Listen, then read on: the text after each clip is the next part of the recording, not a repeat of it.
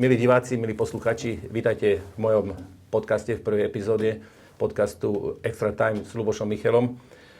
Som veľmi rád, že pozvanie do mojej prvej časti prijal človek, ktorého poznám dlhé roky, ktorého si veľmi vážim. Náš najlepší za posledné 20 ročia najúspešnejší športový moderátor, východňar, tak ako ja, dokonca aj Prešovčan, Marcel Meršiak. Ahoj, Ľubo, pekný deň. Ahoj, Marcel.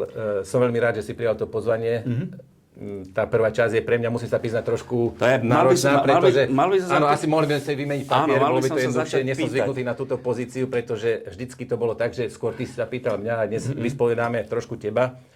Malo by to byť trošku o tom, že asi 30 rokov som s futbalom precestoval celý svet, stretol som mnoho zaujímavých ľudí, jedným z nich si aj ty a na druhej strane diváci, fanúšikovia chcú vedieť trošku aj o tých veciach, ktoré sú za oponou, nielen to, čo sa deje už tých 90 minút.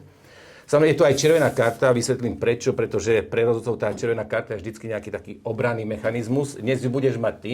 Ak by boli niektoré otázky, ktoré si myslíš, že sú také úderom pod pás, tak kľudne dvihneš tú červenú kartu a zahraš sa trošku na rozhodcu. Som rád, že si nebol defenzívny rozhodca, bo veľa si ich neťahal, tých červených kariet. Ale čo mne vyčítali delegáti, že niekedy som príliš taký, by som povedal, senzitívny voči hráčom, ale ja som mal vždycky rád tú komunikáciu s hráčmi. Hej, keď boli tí veľkí hráči, povedzme ako Zidane a rad ďalších. S nimi, keď človek viedol tú či už verbálnu alebo neverbálnu komunikáciu, oni hneď chápali, že aha, s týmto sa dá komunikovať a ja nebudem mu robiť zle, lebo ani ten rozhodca mi nechce robiť zle. Čiže tá červená karta je vždycky asi také až to posledné, čo rozhodca musí použiť. Ešte jednu vec chcem povedať, skôr než sa začneš pýtať, že som veľmi rád za toto pozvanie a aj kvôli tomu, Ľubo, že som bol na tribúne Prešovského štadióna, keď si mal ligovú premiéru v lete 1993, prvý ročník Slovenskej ligy. Ťažký zápas, bol to šláger prvého kola. Slovan hral v Prešove, vyhral 2-1 s veľkým šťastím a s Igorom Novákom mladším, s mojím spolužiakom z Gymka, sme sledovali aj tvoj výkon a v prvom polčase si asi 4 žlté vyťahol. Marcel, ja ťa opravím, áno, bol som v Prešove, ale pískal Karol Ihring, ja som bol na čiare pod prvou tribúnou. Pardon, som bol tak. absolútny nováčik, môj prvý zápas v lige bol v Humene Prešov dokonca. To bolo 0-0. 0-0, keď si bol Svidničan. Vidíte, tá encyklopedická pamäť tu je, ale na to prídeme neskôr, to si vyskúšame. Takže moja taká prvá otázka, asi ak by sme sa vrátili späť k tvojim začiatkom. Ja som napríklad sa stal rozhodcom viac menej náhodou, nechtiac, pretože chcel som hrávať futbal, tak ako každý malý chlapec v Stropkove. Prišlo zranenie kolena a môj otec je tréner, chcel som byť trénerom, lenže v 19 byť trénerov asi som nemal koho trénovať, tak môj jeden z nami povedal, tak zober pišťalku a skús to s pišťalkou a ten vlak sa rozbehol tak rýchlo, že už sa z neho nedalo vyskočiť. Za 5 rokov som bol rozhodca FIFA. A bolo to fajn, takže aké sú tvoje začiatky? Chcel si byť športový komentátor, alebo... A ja som chcel byť futbalista, samozrejme, mastili sme na dvore, boli sme veľká partia, viacero partií tam na Prostejovskej ulici v Prešove. Dokonca z jednej takej tej, my sme boli okolo Prostejovská 1, Prostejovská 3, plus naproti tomu proste vchody s párnymi číslami. A z vedľajšieho vchodu bol Robo Tomko, ktorý neskôr hrával potom za Ružomberok, ligový futbal, odchovanec z Prešova. Z Prostejovskej 5, z vysokého 12 poschodového paneláku bol Maťo Štrbák, náš legendárny hokejový obranca. Čiže chcel som hrať futbal samozrejme, ale čo bol paradox, bol ten, že okolo mňa sa robila partia mladých chalanov, ktorí boli o 2-3 roky mladší. Tak to nejako na tom dvore vzniklo. No a potom, keď počase ty si zistil, že si šiestak a tretiak ti dáva jasličky a ten Robo Tomko bol naozaj, on bol dokonca o 4 alebo o 5 rokov mladší, rýchly, šikovný, s Marekom Bubenkom vyrastali spoločne v Tatrane Prešov, no tak som si povedal, že asi tadiaľ cesta nevedie. Ale ja som bol strašne som bol pohrúžený do toho televízneho vysielania, priame prenosy, vždy som sa tešil na Karola Poláka, Štepána Škorpila, Víta Holubca, proste tieto komentátorské legendy. Až teda to došlo do tej nejakej fázy, že rodičia ťa tiež tom podporia a to tak, že všimli si, môj otec aj moja nebohá mamina, že nečítam Verneovky, nečítam nejaké takéto knihy spájané pomaly s povinnou literatúrou, ale že ma baví šport a začali mi kupovať športové publikácie. A to boli knihy, olympijské kroniky, všelijaké šampionátové kroniky a tie knihy, nie že som prečítal raz, to 5-krát, 6-krát a ja som netušil vlastne, čo sa mi do hlavy dostáva. To je aj dnes, keď si na to spomeniem, tak keď sa niekto pýta, tá tvoja pamäť a toto, tam je niekde základ. To znamená, máš o to záujem a potom si to ľahšie nejakým spôsobom pamätáš, nejak to ľahšie do seba absorbuješ. A keď boli majstrovstvá sveta v Mexiku 86, otec kúpil farebný televízor tesne pred začiatkom šampionátu. Častokrát sa to tak v rodinách riešilo. Ja som sa mami spýtal, si presne pamätám ten moment, Karol Polák komentoval v Guadalajare, Brazília, Severné Írsko a Karol s tým svojím sonorným hlasom povedal a Žiko v tejto chvíli vstal z lavičky a ide sa rozcvičiť. A pre mňa to bolo niečo, že vlastne on je tam, on je v tom dejsku, on to nie, že cestuje do Mexika, ale že pri tom zápase on vidí viac ako ty. A vtedy som sa maminy spýtal, že to, keby som chcel byť ten športový komentátor ako pán Polák, že čo preto treba spraviť, tak mamina povedala, že samozrejme cudzí jazyk, tak som išiel na jazykovku hneď potom od ďalšej jesene. A tak sa to začalo nabaľovať, až keď som končil gymko, tak medzi 3. a 4. ročníkom Peter Ličák, to bol riaditeľ Večerníka prešovského, bol našim susedom na záhradke. V Našidlovci sme mali vedľa záhradky, tak otec sa ho spýtal, že či by môj mladý nemohol prísť sa pozrieť ku vám do Večerníka. V lete som tam začal praxovať pri Emilovi Valkovi, Jožkovi Naďovi, legendy prešovskej žurnalistiky. Áno. Spoznal som Gianniho Leška, s ktorým sa dodnes môžeme stretávať. Čiže, no a už to išlo. V 17 rokoch som začal písať. Bol to dobrý základ preto, aby som uspel na talentových a prijímacích skúškach na žurnalistiku. Už len rýchlo poviem, že keď sa ma pýtala učiteľka biológie, pani profesorka Dandarová v 4. ročníku Meričák, a vy kam chcete ísť na vysokú školu? Hovorím, pani profesorka, na žurnalistiku. Do Bratislavy na žurnalistiku? Hovorím, áno. A máte tam niekoho známeho? Hovorím, nie, nemáme Bratislavu. Táto nemáte šancu sa tam dostať. No tak dokonca som vyhral talentové skúšky. A no proste dostal som sa, začal som si plniť ten sen a rýchlo to potom sa nabalilo. Už v 1. ročníku výšky som bol v športovej redakcii v televízii ako taký elev začínajúci. Potom v 2. ročníku došlo k súhre náhod nejakých a zrazu už som komentoval proste tak. Spomenul si veľké komentátorské legendy. Ja si pamätám, sme ešte z tej éry, keď sme sa fakt tešili na ten futbal, pretože z tých európskych pohárov sme videli zápas raz za mesiac. Dukla Praha, Sparta Praha alebo Slovan.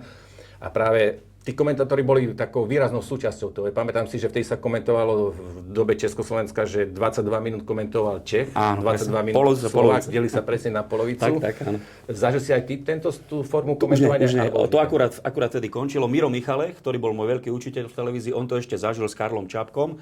Ale už keď bola rozdelená federácia, to znamená od 1. januára 1993 a ešte hralo RČS, reprezentácia Česká a Slovenska dokončovala kvalifikáciu na majstrovstvá sveta v USA v tom 93.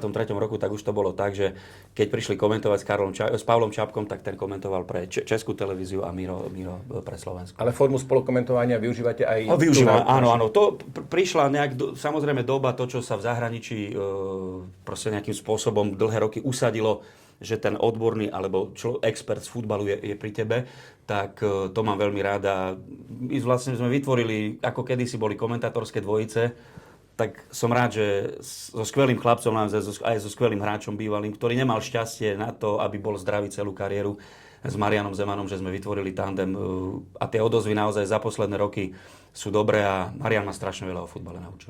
Musím povedať, že Mariana pamätám ako 18-ročného chlapca, ktorý nastúpil o veľký zápas na San Sire proti AC Milano. A z AC Milano proti Papenovi a proti Van Bastenovi a rok predtým, v novembri 91, bolo posledné kolo dorasteneckej ligy, zápas o prvú priečku po jesenej časti, Prešov, vedený Igorom Novákom a Bertým Majerníkom, hral proti Slovanu, 3-1 Tatran vyhral, chodil som na dorastenecké zápasy, vyhrali ten jesený a potom aj celkový titul, aj federálny, ale Majo Zeman hral stopera za Slovan. Tej som ho prvýkrát videl. Hej, pamätám si ako takého chlapca 18-ročného, ktorý nastúpil do tenkej nožky, áno, ale mal to futbalové srdce, vôľu, chuť a musím povedať, že ako spolukomentátor je fakt asi tá ste najlepšia dvojka na tom Slovensku. Príjemne sa to počúva, hej, pretože niekedy až príliš veľa slova v tom prenose, niekedy až škodí tomu. Aj to som sa chcel spýtať, ten spôsob komentovania, ako sú napríklad tí latinskoamerickí komentátori, ktorí ešte keď hráč ešte na spolke hryska, má loptu na nohe a on už má v tom hrdle to slovo gól, už čaká, kedy to môže vykriknúť a potom ten 20-sekundový oslavný chorál, hej. Ako vnímaš ty komentátor? Čo by mal komentátor ponúknuť ľuďom, alebo poskytnúť ľuďom počas toho zápasu? Strašne veľa sme o tom debatovali s našimi predchodcami. Aj s Karolom Polákom som mal o tom veľa debát. S režisérmi, s ďalšími ľuďmi od futbalu. Niekomu sa páči to, keď komentátor hovorí, lebo obraz na teba nejakým spôsobom dýcha, ty to vidíš, nie je dobré, keď komentátor v televízii reportuje. To musia robiť rozhlasoví reportéri. On ti vlastne má cez to, že ty ten zápas nevidíš, ty máš vidieť, kde je lopta. Ale tu na televíznej obrazovke to vidíš. Nemôžem hovoriť, útočí po pravej strane a teraz preniká. Lebo niekedy bola taká škola, hej, že alebo bola taký trend ešte za tých starých čas, že Jurkemik prihral Nie, gól. sa nehovoril, Slovesa sa nehovoril. Jurkemik, áno, alebo takto, áno. Nehoda. Bolo to také... je to tak, áno. Tedy to bolo komentovanie toho, čo je na ihrisku. Karol Polák ma učil, musíš, Marcel, glosovať, to znamená to, čo sa tam udeje v priebehu niekoľkých minút, ty musíš zhrnúť do trefnej nejakej myšlienky, nasadiť tomu korunu. Potom som začal navnímavať aj sám. Skočím ti do reči. Nebolo to tým, že vtedy, povedzme, nebolo toľko informácií, lebo to som sa chcel spýtať. Lebo... Ti poviem len rýchle porovnanie. Keď si pozrieš Holubca s Polákom z Belehradu, 76, 20. jún, 76 a porovnáš to s Polákom a Škorpilom z finále majstrovstiev sveta 90, čo je o 14 rokov neskôr, Argentína proti Nemeckej spolkovej republike, už vidieť, že to bolo tesne po revolúcii. Karol Polák už mohol zrazu citovať, čo píše La Gazzetta dello Sport, čo píše Kicker, čo povedal Beckenbauer. Už to neboli triedni nepriatelia. Už to boli to normálni športovci, aj keď zo západnej Európy, alebo neviem čo. A už tam bolo cítiť, že Karol proste si popripravoval tieto veci a dával to tam. Áno, presne tak, je informačný boom. Dnes na 4 kliky, keď nie si lenivý, zistíš absolútne základné informácie. A keď nie si lenivý, tak na 8 klikov zistíš fantastické zaujímavosti, ktoré na tom webe sú. Musíš vedieť samozrejme cesty, kde to hľadať, ako to hľadať, ale vždy je to o tom, aby si bol, ja to tak prirovnávam, keď prídeš do múzea a máš zaujímavého sprievodcu, ktorý ti povie zaujímavé veci, nielen ti povie nejakú faktografiu o obrazoch, ale ako to namaľoval, čo za tým bolo, príbeh. A to, keď do toho dokážeš v niekoľkých vetách vkladať, tak myslím si, že máš u diváka vyhrať. Čiže vráťme sa k tomu, áno, teraz mi to začína byť jasné, že ty, ak zoberieš, ideš live, je lepšie byť pripravený, ako byť prekvapený. To 100% áno. Narážam na to, že ľudia nevedia, myslia si, že ten komentátor zoberie ten mikrofón, posadí sa a začne rozprávať to, čo je. Hej. Zaujíma, aká je príprava povedzme, na zápas a potom je veľké športové podujatie, olympijské hry majstrovstvá sveta, čiže tam tá príprava je, predpokladám, niečo úplne iné, áno. Čo sa týka olympiády, tak tam sa stretneš v priebehu niekoľkých dní s viacerými športmi, čiže musíš rýchlo preniknúť do pravidiel, musíš zistiť, že či sa niečo nepomenilo, či tá štruktúra súťaže nie je nejaká iná, či nedošlo k nejakým úpravám, hlavne teda, čo sa týka pravidiel. Keď je futbal, častokrát som to spomínal, v ten deň, keď je zápas, musím tomu venovať 3-4 hodiny, ale to neznamená, že len v ten deň 3-4 hodiny. Keď viem, že na budúci týždeň komentujem finále pohára Európskej ligy, Bayer Leverkusen, Atalanta Bergamo, mal som ich v semifinále zhodou okolností, tak už čas prípravy mám hotovú, už si len zupdatuješ nejaké štatistiky, pozrieš zranenia, pozrieš, čo sa deje v kluboch, či budú prestupy, či niekto odchádza, či niekto zostáva.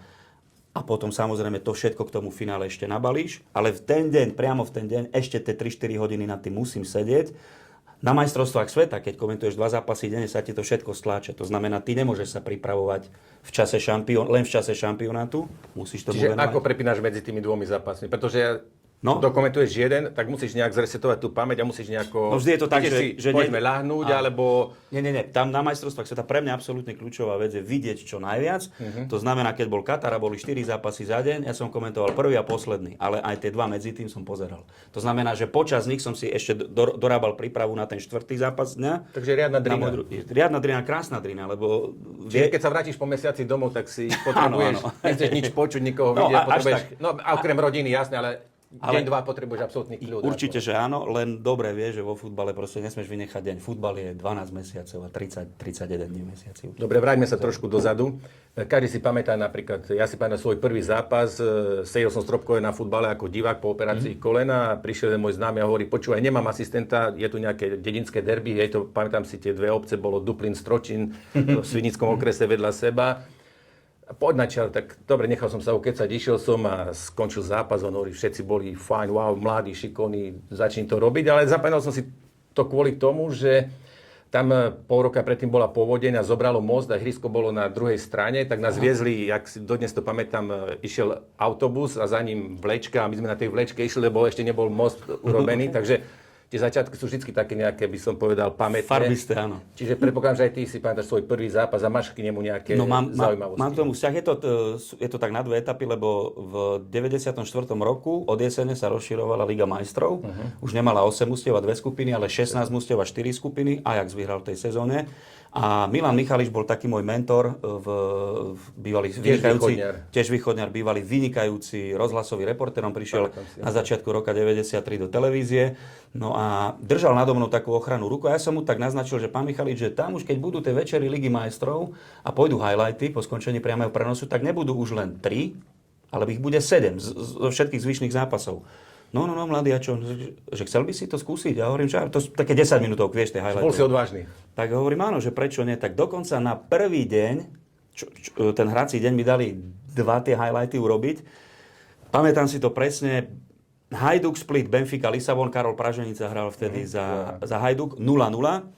A druhý zápas bol Dynamo Kyjev, Spartak Moskva. Ten došiel s nejakými proste neregulárne dodávanými reklamami do injektáže, takže sa len vystrihali góly a Andrej Ševčenko dal vtedy svoj prvý európsky gól. Otočili z 0-2 na 3-2. Takže to bolo také prvé komentovanie, vieš, že vlastne rýchlo povieš zostavy, čo ti tam ukážu a potom už len 5, 6, 7 najväčších akcií z toho zápasu tam máš postrihaných, povieš to, vystrel, tak niečo k tomu. No a potom v sezóne 94-95 v tej istej, keď sa končila, tak na jar 95 došlo k takému, nazvime to palacovému prevratu v športovej redakcii a zrazu odišlo 6-7 veľmi dôležitých starších redaktorov, komentátorov, moderátorov, tak zrazu takmer nemal kto robiť. Miro Michalek lietal po Európe, po domácich zápasoch naozaj, až to vyšlo tak, že v finále pohára UEFA vtedajší šéfredaktor Michal Kryško, ďalší východňar, v minulosti známy publicista, povedal, tak skúsime toho Merčiaka a 27. mája 95, ešte keď som nemal ani 20 rokov, bol som druhák na výške, som komentoval odvetný zápas v finále pohára UEFA, to sa na 2 zápasy hralo, keď si pamätáš, Juventus Turín, AC Parma, s tým, že Juventus mal zavretý štadión, alebo rekonštruovali to Dele Alpi, tak sa hralo na San Sire v Miláne. Gianluca Vialli, ktorý nedávno odišiel na večnosť, dal krásny gól. Pamätám si ten zápas. Myslím, že nebol tam Gigi Buffon ako mladý brankár, ešte Luka Bucci chytal za Parmu, ale čo chcem povedať je, že Anton Zerer bol môj obľúbený publicista, nádherné ľahké pero mal v Pravde a on písal vždy nádherné komentáre k futbalu. A vo štvrtok urobil komentár k tomu, čo bolo v stredu v tom finále pohára UEFA a napísal, že všetky mužstvá vždy rozmýšľajú o tom, ako dajú gól, aj Taliani. Presvedčil sa o tom aj mladý komentátor slovenskej televízie, pretože uprostred jeho defenzívnej meditácie dal Gianluca Vialli nádherný gól na 1-0. Čiže áno, presne som rozprával o tom, jak kvalitne hrajú fantasticky, obraz hral dlhý pas, on z voleja trafil a zhaloval. On bol taký, hej, ako hráč momentu, hej, nebolo ho vidieť a zrazu z ničoho. A gól 1-0. Tak bol to veľký zážitok. Som dodnes vďačný Mirovi Michalechovi za 2 veci. Jednak, že napriek tej svojej vyťaženosti prišiel do toho, lebo zo štúdia som komentoval, prišiel tam ako nejaká poistka, keby sa niečo stalo, že zaskočí. Pamätám si to, že v 3. minúte zápasu, to znamená už asi 8 minúta komentovania, lebo komentuješ 5 minút pred výkopom, mi povedal Marcel, kľud, nemusí to byť taká kadencia, tam tak sekunda, hluchá sekunda, ti pripadá ako 30 sekúnd. To sa nezdá. To sú skúsenosti. Jedno z druhým, čiže to bola jedna vec. A druhá vec, čo mi povedal, tak to videl, že s 25 papiermi som išiel. Tam som mal... Lebo to nebolo tak, že na internete ste zistili, v akej zostave sa hrá, mali ste to hodinu predtým. My sme čakali tak, že ako to vybehne na tej obrazovke, zmrazili mi obraz presne, a ja som zistil, že Massimo Carrera mi celý prvý počas nehral. Stoper, hej, čiže, no proste, 25 papierov, no hovorí, čo to máte? A hovorím, pán Michalek, že to je... Ešte sme si vykali vtedy, že to je moja príprava. Hovorí, dobre, nebudem vám nič hovoriť, ale na budúce to hodte do koša toto. To je futbal, to nemôžete mať na 25. Mal pravdu a učil ma takto ďalej, takže... Ale je super mať. Ja tiež si spomínam, že bez takých tutorov a ľudí, ktorí ma viedli, učili, či to bol predseda Východoslovenského futbalového zväzu Gejza Princ, legendárny funkcionár, alebo potom neskôr Bohdan Benedikt, hej. Videli vo mne nejaký talent, dali mi šancu, ináč by som Michal nebol tiež tým Michalom, čo dosiahol. A zrejme aj ty, vďaka tým ľuďom, ktorí nebali sa a mladému dali šancu. Ja keď som prišiel na tie prvé zrazy rozhodcov alebo semináre, tak ja som mal, pamätám, sme prišli v 93. na kurz UEFA do Kaiserslauternu. A ja som bol Merk, že? Merk bol z Kaiserslauternu. Ja som bol 25-ročný chalan a tí všetci mysleli, že ja som nejaký tam zo stafu, hej, že akože, lebo tí rozhodcovia boli všetci od 10-15 rokov starší, hej, takže ja som bol taký zjavý, že som vyzeral mladšie, hej, takže viem, že prišiel Paul Darkin, anglický rozhodca, ktorý má 40 rokov a že hey boy, what are you looking for, hej, že čo tu hľadaš, nie? A nakoniec sme boli spolu na turnajoch a podobne, takže sú to pekné zážitky. Dobre, poďme k iným témam. Stanku, dobre si zrobil. Tvoja legendárna hláška. Vznikla spontánne, alebo mal si to v talóne? Vzniklo to na základe toho, čo sa v ten deň udialo. To bol 1. apríl, streda 1. apríla, na Letnej, boli sme v Prahe a išli sme, ako náhle sme prišli na štadión asi 2,5 hodiny pred zápasom, Milan Lešický bol spolukomentátor a boli sme dohodnutí, že poňho prídeme, že on bude so známymi sedieť na nejakom neskorom obede v nejakej čínskej reštaurácii, ktorá je blízko štadióna. Tak sme tam išli, dobre nám to padlo, dali sme si tam nejakú kávu alebo čo. Teraz sme sa vracali a keď som stúpal, lebo komentovalo sa z oboch strán štadióna. Z jednej strany TV Nova alebo Nova Sport, nepamätám, už toto dával, dokonca Slavo Jurko tam, to bolo tiež pol na pol s Tomášom Radotinským ako Čech a Slovák. A my ako slovenská televízia sme to z druhej strany štadióna komentovali. A keď som stúpal do tribúny, tak zrazu, hej Marcel! A teraz pozriem pod seba dolu a Peter Chudík, šéf samosprávneho kraja s takou sújtou ľudí, asi 15 ich mohlo byť. Tak co tá dneška, ak to vyhráme? A hovorím, dúfam, že vyhráme. A hovorím, ťažké bude. Vtedy sme v Anglicku prehrali tesne predtým, 4 sme dostali. Ale bol to kľúčový zápas tej kvalifikácie. Veríme, že... A on hovorí, a Stanko Šesták dá dnes gola. A ja mu kričím tak zhora, že tak keď dá gola, tak poviem, že dobre zrobil. A teraz si predstav, že o 1,5 hodinu alebo o koľko, zrazu ty komentuješ a Stano dal gól. Ešte som kričal, aby prihral Jendriškovi, ktorý bol úplne, keď si to že prihraj Stanko, gól. A teraz v tej chvíli, keď bol ten ošial a som kričal gól a vtedy mi to ťuklo, že si niečo slúbil povedať, tak to... Takže zase za tým boli dvaja východňari, Peťo Chudík a ty. Dobre. Je známy ďalší tvoj taký virálny, stal sa ten futbalový očenáš po jednom takom asi najväčšom futbalovom zážitku historickom, ktorý sme zažili, koľko? To už je takmer 15 rokov. To bude. To už bude 15 rokov, áno. Na snehu vo Vroclavi. Bol som na tomto... V Choržove. Ako to vzniklo? Mal si to pripravené? Ale ja viem, že to sa nedá zopakovať, ale lebo to bolo niečo spontánne. Tá radosť bola obrovská. Prvýkrát od Talianska sme sa dostali na majstrovstvá sveta. Prvýkrát v histórii Slovenska. Takže... Bola to úžasná kvalifikácia. O tej by sme mohli urobiť 4 podcasty a ten sen o Afrike to bolo pre mňa niečo, čo nejak sa tak nabaľovalo a prichádzal. Teraz si uvedomí, že už tam skoro budeme. So Slovincami sme to mali spečatiť. Áno, doma. V sobotu, áno, vieš, veľký smútok bol zrazu v tom národe, že sme to nedokázali. A vtedy, keď sme išli hrať so Slovincami, tak som si hovoril, že tam na konci určite, to som bol 100% presvedčený, že neprehráme, že proste tam na konci tam musíš niečo povedať, čo zasvieti. Tak to Vamke Lekelem Sanzi Afrika, to v jazyku Zulu, to som mal v hlave, že to tam teda aj na papieri napísané, že to tam poviem. A potom som bol strašne naštvaný potom, že na čo si to pripravuješ, keď to nemusí dopadnúť dobre, to nie je dobrá metóda, ale zostalo mi to v hlave. Nie je to ťažké, to naozaj. Ešte som bol nahnevaný na nášho veľvyslanca v Juhoafrickej republike, Laco Cino Straka, on bol bývalý televízak, ktorý nás presvedčil, že to nie je Kenako, ale Kenaka. To nastal náš čas, ten slogan majstrovstiev sveta. No tak potom, OK, tak preto je tam Kenaka nesprávne, tí, čo vedia v jazyku Zulu rozprávať, tak sa nehnevajú. Ale nie, tak, ale to, vy, ktorí veríte v náboženstvo zvané futbal, to bolo niečo... A bolo to ako bolo také. To bolo niečo, čo ma tam štíplo nejako. Nemal som to naozaj pripravené, niečo, som si hovoril, že musíš niečo vzletné povedať, ale že budem pomaly z nového zákona rozprávať veci, tak to som nečakal. Ale bolo to také, by som povedal, potešilo to, dá sa povedať, celý národ. Ľudia si to pamätajú, sú to také veci, ktoré sú dlho zapamätateľné, ale zostávajú dlho niekde aj v tej futbalovej duši. Dobre, legendárna je aj tvoja pamäť ako encyklopedická. Veľakrát som o tom počul, veľakrát sme sa na túto tému rozprávali. Ty si ma hovoril, že si sa dokázal aj angličtinu učiť tak, že si otvoril knihu a zrazu to bolo ako kopírka, zapájal si celú stranu, išiel si ďalej. Je to dar, a zrejme pre komentátora je to veľký dar. Tak ako povedzme pre futbalovcu je ten cit pre hru, že vie, kedy má preručiť, kedy nie, má nejaké psychologický ten background, že vie vycítiť, kedy tí hráči už sú na hrane, že treba ťahať karty a kedy stačí ešte s nimi debatovať. To sa nedá naučiť, je to v tebe, musí to byť. To človek musí mať a je dobre, keď to v sebe nájde. Na to manuál neexistuje asi. Takže v roku 2008 som pískal asi môj najväčší zápas v finále Ligy majstrov, tak vyskúšame, lebo ja priznám sa, ja som ho nikdy nevidel celý. Aha. Takže dobre, výsledok asi bude hračka. 1-1 po predĺžení. Po predĺžení, áno.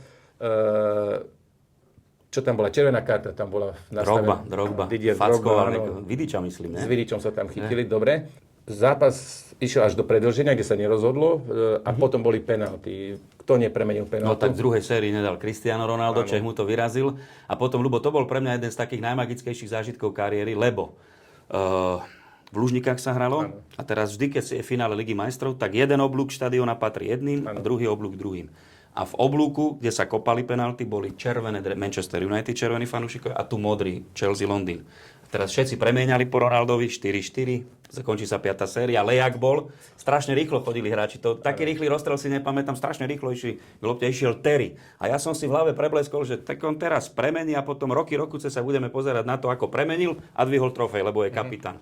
Abramovič bol v loži, však to sa hralo v Moskve, v jeho pomaly rodnom meste, aj keď zo Saratova, či odkiaľ on pochádza. A teraz sa stalo niečo, že čakáš, že ten výbuch, tá sopka bude tu. Tá modrá vybuchne o chvíľu a je konec. Bola to rozhodca penálta. Ak by John Terry premenil, tak je koniec. Chelsea vyhrá. No len chudák, on sa v momente kopu pošmykol, tá stojná noha sa mu počmykla, vlastne tú pravačku mu vychýlila, on trafil loptu nie zle, ale tak, že trošku vychýlenia trafil žrť.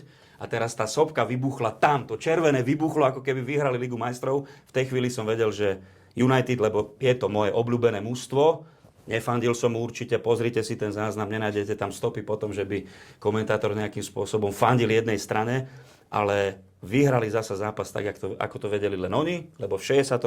vyhrali tak, že dali Eusebiovej Benfike 3 góly v predĺžení, 4-1 vo Wembley. V 99.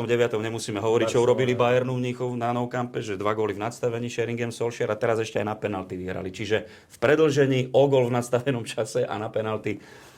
Bol to obrovský zážitok. Je to zaujímavé, že aké sú hry osudu, pretože John Terry nemal kopať tú penaltu, pretože on nebol hráč, ktorý bol určený na tie pokutové kopy. Mal to byť práve Didier Drogba. To mi dlho fanúšikovia Chelsea písali a vyčítali, že ako nemal som ho vylúčiť, preto ak by Drogba kopal, tak Chelsea vyhrá ten. Ale taký je futbalový osud. O 4 roky si to vynahradil, potom zakončil rozstrel s Bayernom. O 4 roky. Takže futbal prináša aj takéto krásne momenty.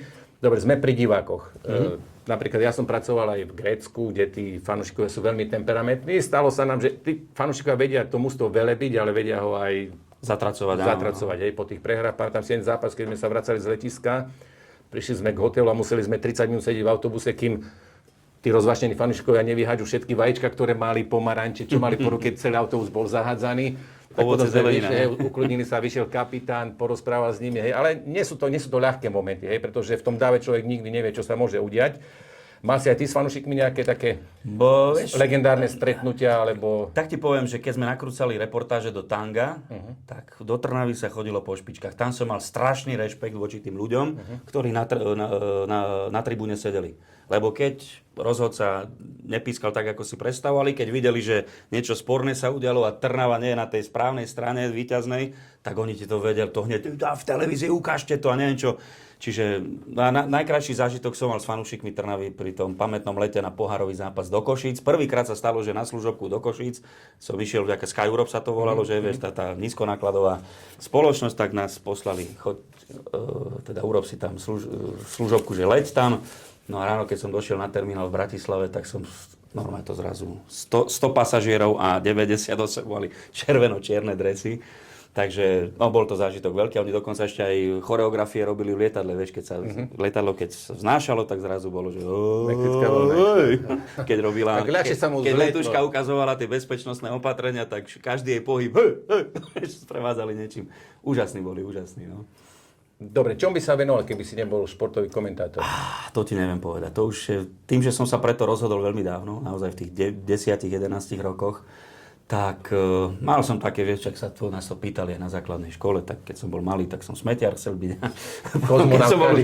Áno. Potom, keď sme boli už rozumnejší, tak môj otec bol konštruktér, vývojový pracovník, tak niečo také, ale som absolútne antitechnický typ.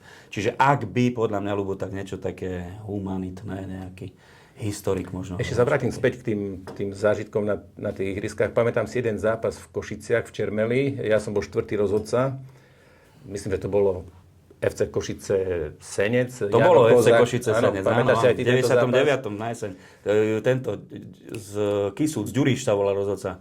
Jožo Ďuriš pískal a Dano Bartko chcel... Ten mal premiéru vtedy. Áno, a Dano Bartko nastúpil ako 43-ročný. Chcel byť najstarším hráčom, bola to stávka už s nebohým Šáňom Rezešom vtedy.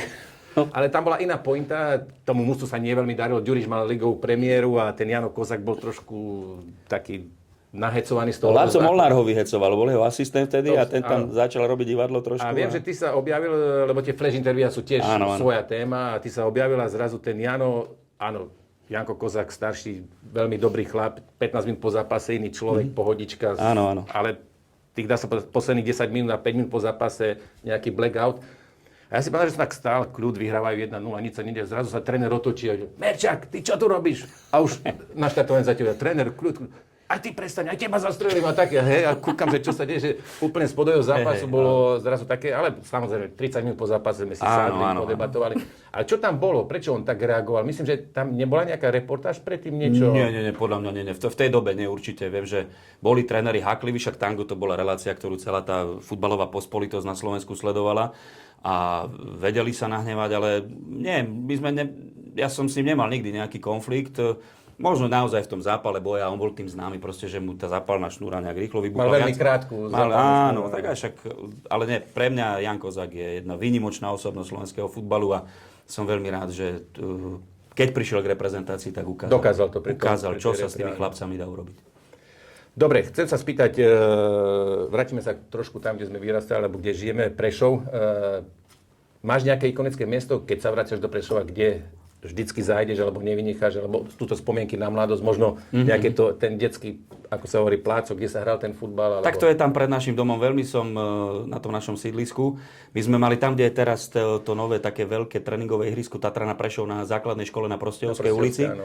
Tak tam bola kedysi asfaltová plocha pre Hanzenárov.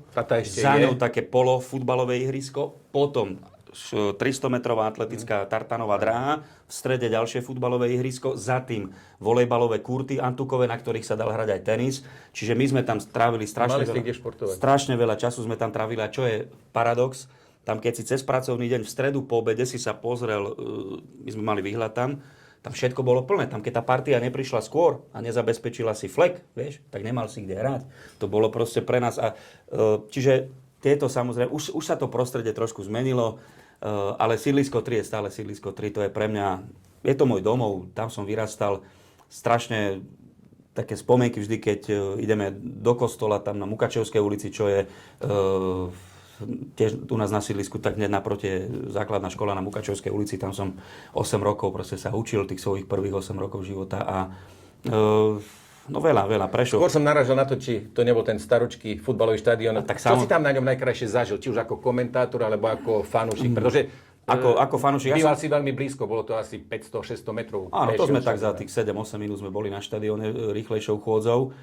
No pre mňa nezabudnutelné je to, že tam ešte nebol ten most, ktorý vedie k jazdiarni.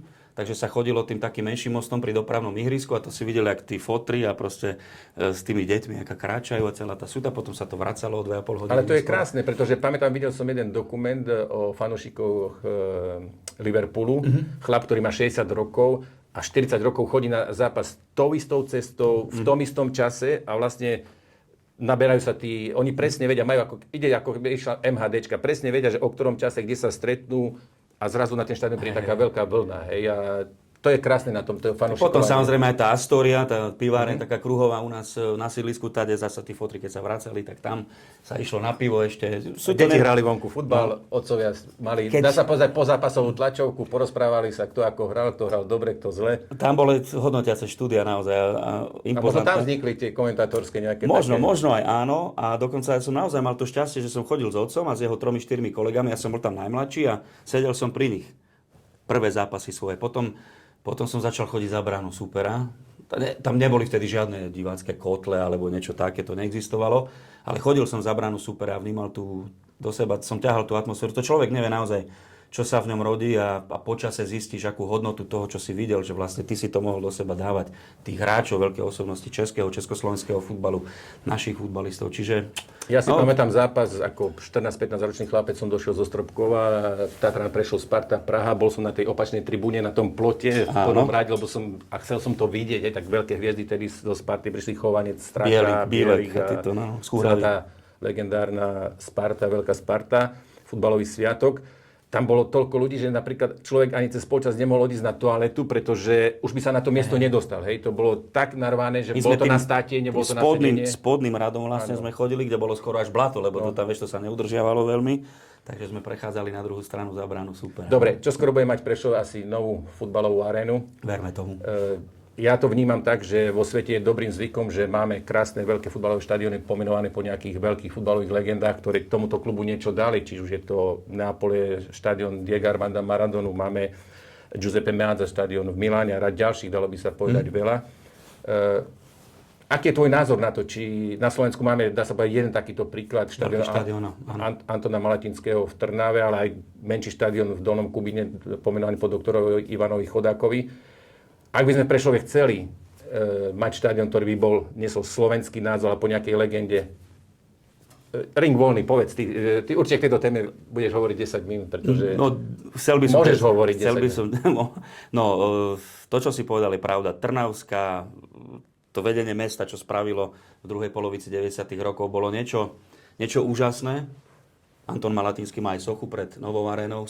Neuveriteľným spôsobom si ho vážili v tom klube. Aj dlhoročný majiteľ Vladimír Por, proste on pre tú éru Veľkej Trnavy, pre tých jej protagonistov by zniesol aj modré z neba. Ja musím povedať, že najradšej som chodil pískať do Trnavy, pretože tam bolo reálne také dobré futbalové prostredie. Ten štadión je veľmi kompaktný, aj starý keď bol. Tam si tých divákov cítil. Tam dá sa povedať, že sa ich mohol aj dotknúť. Trnava je obrovský fenomén. Trnava mala 40 000 obyvateľov v čase, keď mala jedno z najlepších mužstiev v Európe. To naozaj, to čo bola Trnava na rozhraní 60 70 rokov, oni keby hrali s Realom Madrid, s Barcelonou, s Bayernom Mníchov, to sú víťazstva, vyrovnané partie.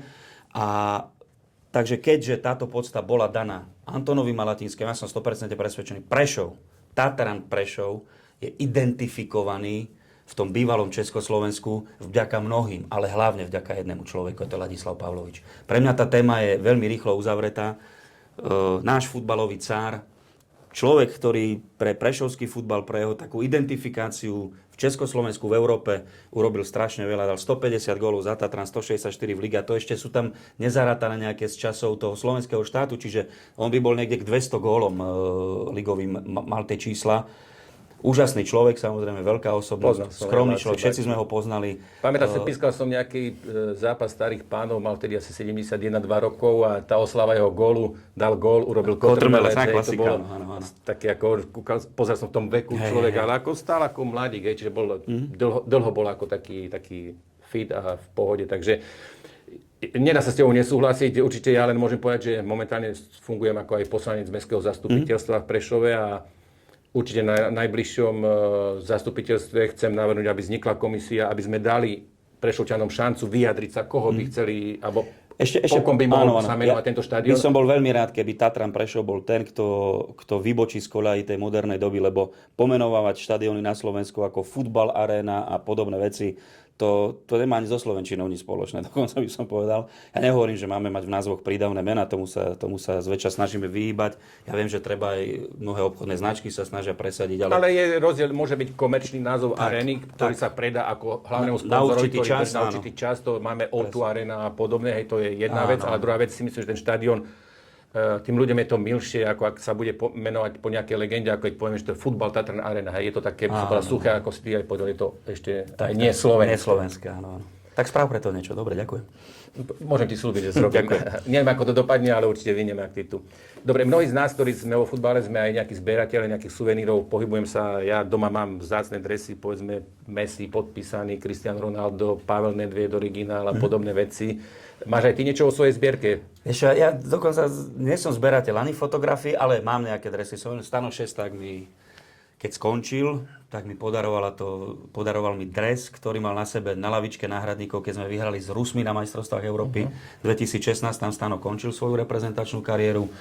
A mám doma ešte aj od teba dres, Carlesa Pujola si mi doniesol. V nejakom roku 2002 si bol hosťom v štúdiu. Počas majstrovstiev sveta si sa už vrátil z Japonska a z Južnej Korei, tak za to ti ďakujem. Tam sa vrátil veľmi rýchlo. Tam som bol mladý. Tam mi to povedali, počuj, mladý, ty si tu na zaučenie, jeden zápas, ideš domov. Čo to bolo? Južná Afrika, Paraguaj?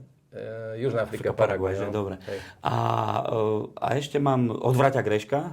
Ten mi dal Sandra Kojsa, to bol veľmi dobrý záložník z Fiorentiny. A aj svoj dres z Interu Miláno. Ale nie som nejaký zberateľ, naozaj nie som. A ešte som bol veľmi rád, že teda Robo Tomášek ako vedúci mužstva, keď som mal 40-ku, tak dali mi dres Marcel Merčiak 40, slovenský reprezentačný aj s podpismi celého reprezentačného tímu. Marcel, áno, hovoríme extra time, predĺženie, ak nepadne rozhodnutie, tak ten zápas ide do správne povedané. Áno, my hovoríme penalty, ale správne kopy na bránku rozstrel zo značky pokutového kopu. Áno, tak je to správne terminologicky. Poďme na to. Tvoj obľúbený futbalový tím? Tatran Prešov. A z veľkých slávnych európskych, tak Barcelona. Aj Tatran je veľký, ale ako zahraničný. Z tej väčšej Európy, tak dá Barcelona. Najlepší hráč všetkých čias? Lionel Messi, bez debaty. Pred ním Maradona trošku, ale Lionel Messi. To, čo som videl, Lionel Messi. Najkrajší štadión, ktorý si videl, alebo kde si bol?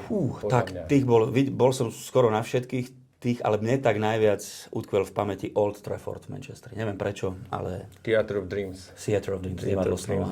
Pekný, hej. A ja tam mám pekné zážitky priamo z plochy. Aj semifinále Ligy majstrov si tam robil. Pískal som, hej, Manchester, Leverkusen, no, s Balákom ešte veľkým tým boli. No, pekné spomienky, starneme rýchlo, už spomienky zostali. Dobre, najväčší športový zážitok? Vieš čo, bolo ich strašne veľa.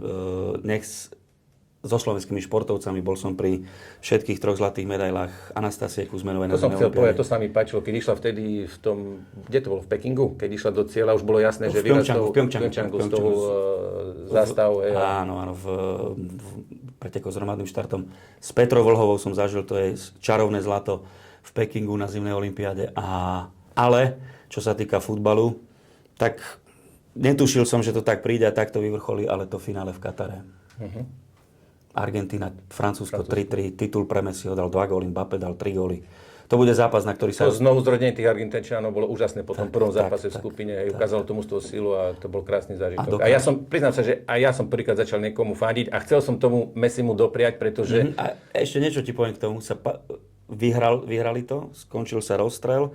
Dlho sa potom čakalo na ten ceremoniál s odovzdávaním trofeja. Ťahali sme, komentovali sme s Majom Zemanom. A keď Messi išiel po trofej, už sme to tak hodnotili znovu, že teda dokráčal tam, kam patrí, lebo je najlepší z najlepších, tak ja mal slzy v očiach, aj Majo mal slzy v očiach. On, spolukomentátor nedáva nikdy nejak emócie až tak veľmi, ale videl som na Majovi, že je dojatý z toho, že ten futbalista, skvelý, fantastický, ktorého sme roky komentovali, aj keď nie je Slovák, aj keď to nie sú naši ťažko budú vo finále majstrovstiev sveta, takže to dokázal. Dobre, najobľúbenejší futbalový tréner? Opäť strašne veľa ich bolo. Alebo najlepší? Najlepší futbalový tréner všetkých čias je asi Sir Alex Ferguson, veľmi ho uznávam. Máme podobný vkus. Uznávam jeho.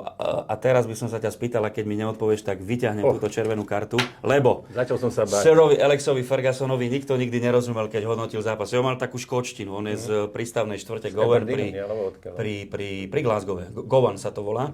Aberdeen trénoval potom. Aj 3 tituly získal s ním, aj pohár víťazov pohárov. No ale čo sa ťa chcem opýtať je to, že keď ste nastupovali na druhý polčas toho finále v Moskve v Lužnikách, tak on čakal, lebo z boku sa išlo. Z boku sa vychádzalo a on tam čakal a hovorím, čo tam čaká? Čaká na Michela. A prišiel k tebe a niečo ti povedal a teraz ja si neviem predstaviť, že si mu mohol rozumieť, lebo my sme mu nikdy nerozumeli, my čo sme nejak naučení sme angličtinu, tak čo ti povedal? Ja on povedal, don't get under pressure of Chelsea. Toto je. Bolo to, lebo tam možno, že aj tým, že to bolo v Moskve a že bol Abramovič na tribúne, že to vnímali, ako keby Chelsea hrala domáci zápas. Tam treba povedať, že tam pred tým finále sa stala ešte jedna vec, že v domácej lige bol predtým zápas, kde na štadióne Chelsea, kde po zápase mali títo hráči Manchesteru ako, jak sa to volá, Dick Cooling, alebo akože vybehávali sa ako trošku na uvoľnenie.